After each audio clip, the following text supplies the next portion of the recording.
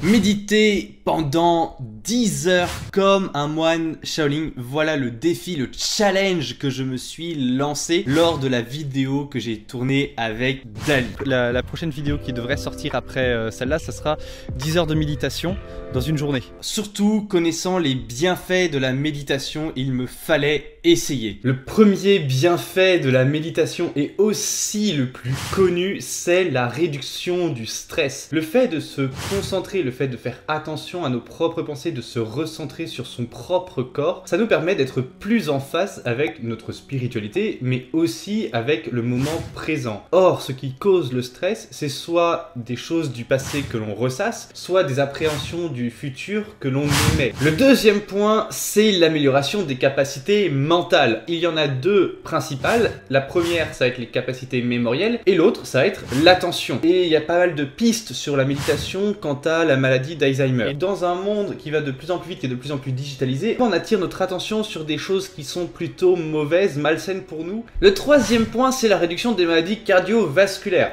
Normal, puisque en stressant, tu abîmes ton corps, tu dors moins bien, tu vas consommer une alimentation beaucoup moins saine, et donc tu vas être en moins bonne santé. Quatrième point, ça va améliorer tes performances sportives. Comme tu apprends à te concentrer, eh bien, tu vas être capable de mieux recruter tes muscles lors d'un effort physique ou de te concentrer plus spécifiquement sur l'action que tu as à accomplir, donc sportivement, tu es meilleur. Mais 10 heures, c'est juste énorme. Même si je me voyais comme Jiren dans DBS, avec les ennemis de toutes parts, j'avais peur de faire ce challenge. Pour une excellente raison. La concentration et l'attention sont mes plus gros défauts, mes plus grosses lacunes. En développement personnel, on a deux possibilités pour s'améliorer. Soit améliorer un point sur lequel on est déjà fort, soit améliorer un point sur lequel on est faible.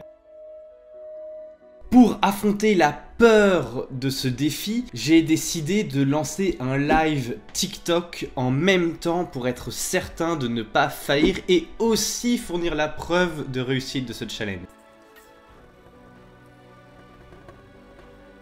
Il était hors de question de me comporter comme un lâche, de fuir face à ma faiblesse. Je devais me poser là et méditer. Parti pour le challenge des 10 heures de méditation. Je t'avoue, je redoute ça énormément. Je sais que c'est mon gros point faible de la méditation et la concentration. Mais comme on est ici sur une chaîne où on se sort les doigts du cul, eh bien on affronte nos peurs et on affronte les plus grosses difficultés. Donc c'est parti, je vais souffrir.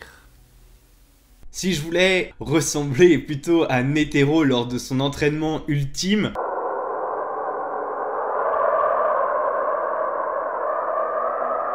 j'ai plutôt ressemblé à Naruto lorsqu'il a appris le mode de ermite. C'était pas très joli à voir.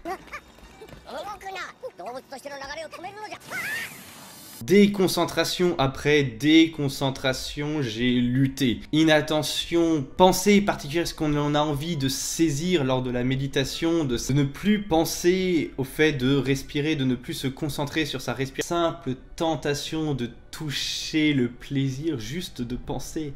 Et ça a fini seulement avec 5 heures de méditation. Car plus le temps avançait, plus c'était difficile. En outre, la chaleur qui augmentait dans la pièce.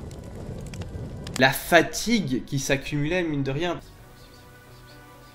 J'ai quand même tenu 5 heures. Et surtout, au bout d'un moment, le corps, il en peut plus, l'esprit n'en peut plus. Et juste le simple fait de se tenir assis comme ça, à rien faire, c'est presque une torture inhumaine. Même mes muscles, pour te dire, finissaient par lâcher, mon corps se relâchait. Je finissais par me voûter et voire même des fois ma nuque qui retombait de fatigue, avec presque la sensation de m'endormir.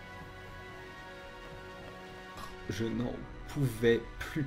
Car si au début j'étais motivé, j'avais cette énergie, là à ce moment-là, je peux t'assurer que la motivation elle était plus là. Si à chaque seconde je me déconcentre, c'est que ça ne vaut plus la peine. Donc je me suis arrêté à 5 heures. Après 5 heures, je suis super satisfait de moi parce qu'il faut savoir, comme je l'ai dit dans l'interview avec Dali, que mon maximum de méditation jusqu'à maintenant c'était 20 petites minutes. Et c'était mon record, j'étais plus à des durées de 10 minutes tous les matins avec mes morning routines que tu verras dans ma prochaine vidéo. Et pour le coup, c'est vrai qu'il y a une énorme différence. Alors les 10 heures, je vais quand même les retenter, mais pour le moment il faut que je progresse parce que c'est un défi que j'ai trouvé très intéressant. On apprend énormément de soi lorsque l'on médite. Premièrement, quelles sont les pensées sur lesquelles on va s'orienter, quelles sont les pensées sur lesquelles on s'accroche, et mine de rien, le plaisir que l'on a à penser. En fait, c'est un point qui est particulier. Je pense qu'une des plus grandes peurs dans le fait de mourir, et en fait plus précisément dans la mort de notre individu, c'est le fait de ne plus penser, de ne plus exister. Donc de résister au fait de penser,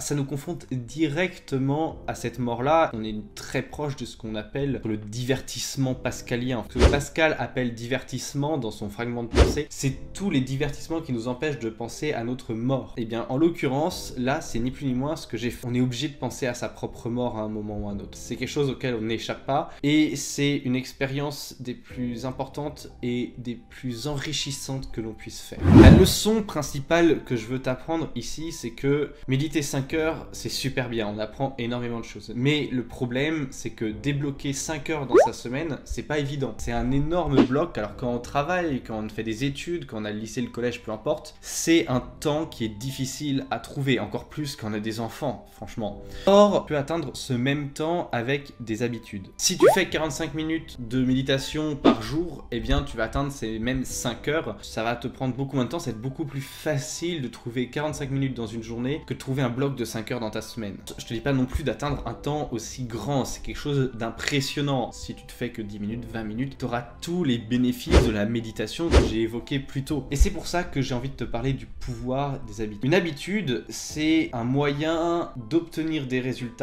en y consacrant le moins d'énergie possible, le moins de ressources mentales et sans avoir à faire usage de sa volonté comme j'ai dû faire pour cette expérience. C'est pour ça que je t'ai créé une formation qui s'appelle Smart Habits où je t'explique comment créer une habitude, comment détruire une habitude, comment changer d'habitude. Petit à petit, en fait, il y a toutes les techniques, tous les trucs que j'ai mis en œuvre pour ce genre de choses parce que, en l'occurrence, j'ai l'habitude de méditer 10 à 20 minutes tous les jours. Donc ce que je te propose, c'est d'aller voir dans la description ou dans les commentaires sur comment créer une habitude et tu vas pouvoir bénéficier d'un petit prix de réduction. Sinon, évidemment, je pense toujours aux personnes qui n'ont pas envie de mettre d'argent dans des formations, ce que je comprends parfaitement. Eh bien, il y a du contenu gratuit sur cette chaîne, donc tu peux t'abonner. On se retrouvera dans la prochaine vidéo qui est sur les morning routines. Et je t'invite vraiment à essayer de méditer 10 à 20 minutes dans la journée et de le faire de façon habituelle. Et puis un jour, te lancer le défi de méditer 3 heures. Et dis-moi ce que tu en penses, comment tu as senti ça, quelles étaient tes sensations. Voilà, j'espère que cette vidéo t'a plu. Allez, ciao!